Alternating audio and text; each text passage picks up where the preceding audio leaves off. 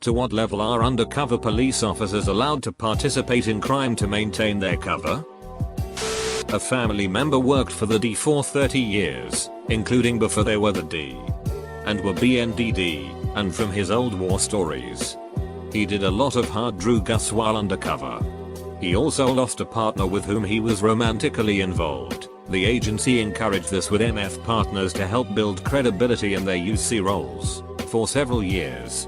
So he doesn't like to talk about a lot of his experiences. But from what I have learned, when he was trying to take down a major distributor, about the only thing he wasn't allowed to do was murder a civilian in cold blood. I work at an antique show where there are a few retired undercover detectives as security.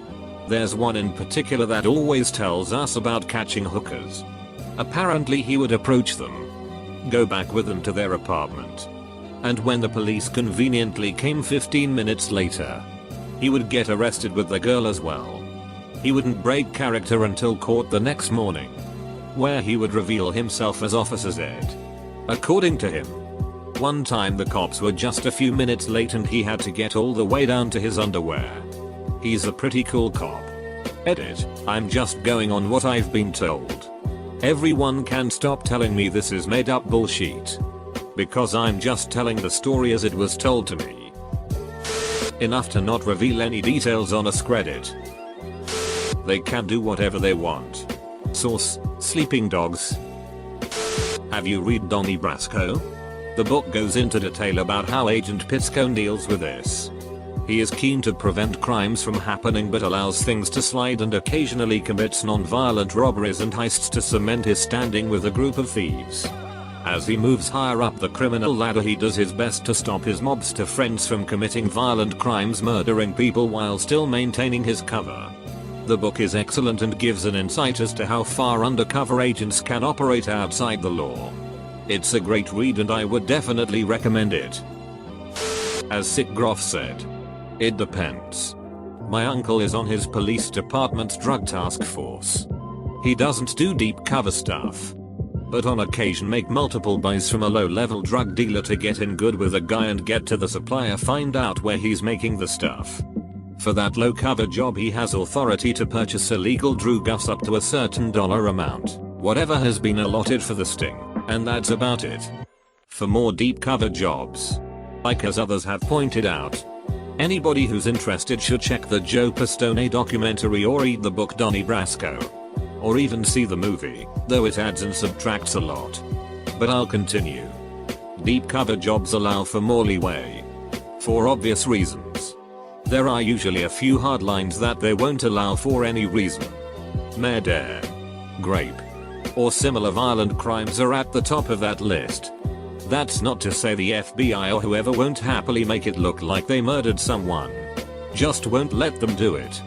J. Dobbins, for example, went undercover with the Hells Angels in Arizona after a brawl between the Hells Angels and Mongols Motorcycle Club in Nevada. As part of his initiation and to prove his worth as a prospect, they staged a murder of Mongols member. Sent video and pictures of the murder and a blood-stained cut, the club vest.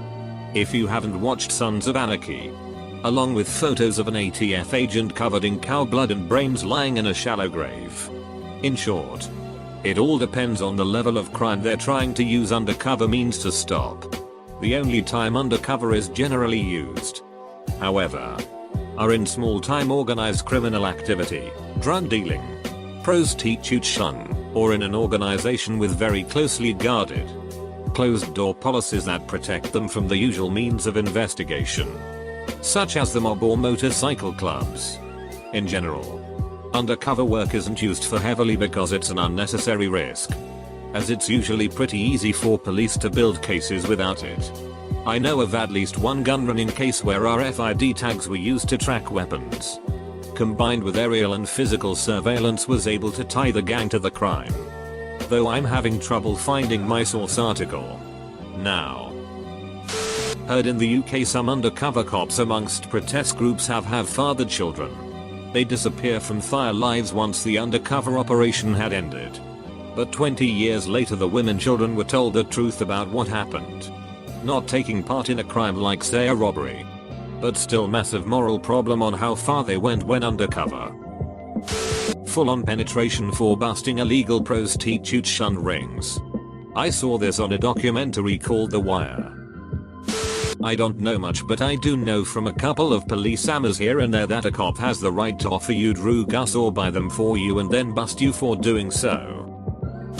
It would depend on whether it is a movie for theatrical release, a direct-to-DVD movie, a made-for-cable network movie, a network television show, a cable television show, or a premium cable television show, and how the level of criminal involvement advances the plot. A friend of mine, let's call him Mark, had to work for the police after getting caught with heroin. They asked him to set up his drug dealer in exchange for a deal. Mark decided to go for it and was almost shot in the process. The police sat in an unmarked car a block away while Mark was sent to purchase the drugs in some super sketchy ghetto. When Mark and the dealer met up, the police moved in to quick and scared the dealer into a panic. I would think that the undercover officer is given about the same leeway or flexibility as would be given to any citizen. In other words, they would probably look the other way if the undercover cop was speeding, doing a little MJ, or getting a blowy. Something no rush and something. Cops not so much. It's not like the movies where undercover cops run long-lasting stings. Most undercover work is less than a 24-hour gig. And even more undercover work is done by CIs aka confidential informants. Most long-term undercover work is done by federal agencies. Think FBI and CIA, etc. But as a couple other people have said, it all depends on what you have been cleared for by your higher-ups, the situation you're in, entrapment laws, and the crime you're investigating. Most prostitutes where I'm from will now require you to either show her your pen 15 or make you insert a finger into her before talking price, based on the fact that they have been told that cops aren't allowed to engage in that type of activity. So obviously, if you want your prostitution sting to be successful, you have to have leeway to do certain things. Fun fact: cops don't have to tell you they're cops. No. It's not entrapment. How do you think sting operations work? I don't know about other countries, but in Britain each undercover officer will have someone who be handling them. They will be permitted to commit low-level crimes which are relevant to what they are trying to infiltrate. Buying drugs, petty theft. However, they are required to ask their handler before committing any serious crime. The handler normally will have to go to someone higher, probably someone in a chief inspector's position. Ultimately, they will have the final word. In particularly severe cases, they may have to go to the Home Secretary. However, this happens rarely and usually when there could be political ramifications. A few other facts on this topic. Officers will not be put undercover in the area that they work for, as they could risk being compromised by people they know. For example, undercover officers working for the Liverpool police force may be used in Manchester or Leeds, but not the city where they work and live. Another interesting fact is that sometimes, to make an undercover officer seem as believable as possible, they will spend a month or two in prison so that if asked about their past they can give a believable story. Like anyone here knows the correct answer. Useful comic on entrapment. Also important to note that CIs can do whatever the duck they want to get evidence for the cops. Not to be an ass, but I saw this and my mind immediately went to the episode of South Park where the cop goes undercover to bust all the pimps in the city. Boyfriend got busted a few years ago by UC and she dropped acid in front of us, which we should have known something was up because she was about 50 years old. Everything up to but not including lying on the internet. There are UN enforced sanctions for that. Legally? I think it depends on the case they are trying to make. But I think they can get away with a lot. It depends on the agency and assignment. If you have to use an illegal substance, then as soon as you can you have to go to the hospital and get cleared. After you get cleared, then the paperwork begins on why you had no other choice but to use. I know at my agency if you're undercover you are allowed to alcoholic drinks if you're doing work at a bar. Besides the terrible answers, there was a recent AMA of an undercover officer who answers most these questions. Otherwise it's all wild speculation here. I'm no expert by any means, but I'd reckon it depends on who is undercover, for what organization, and in what organization. I'd assume a D agent infiltrating a cartel would have some really strict guidelines. But a CIA operative infiltrating a terrorist cell would probably be able to whatever he deems necessary at whatever time. I've heard that undercover cops are allowed to take and handle drugs, at least on drug stings. I'm pretty sure murder is strictly off limits. The Donnie Brasco sting, for instance, had to be called off when they asked him to do a hit. This is how the mafia ensures that undercover cops can never get made. My dad was a cop. An arc. Who did buy and busts.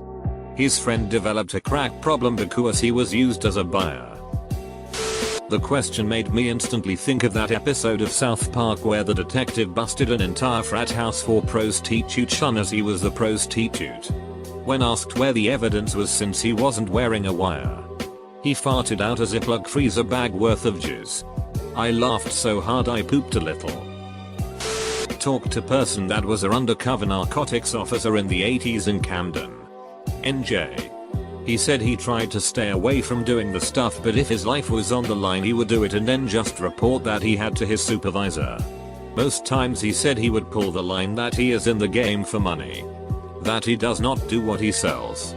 And if you are that type of person then we are not working together. There was a guy undercover at my high school who hung out with stoners trying to get them to sell weed to him. Went to parties and acted like 3 high school chicks. My friend got pressured into selling him some shrooms and he got busted. And the cop never got in trouble for the shit he did.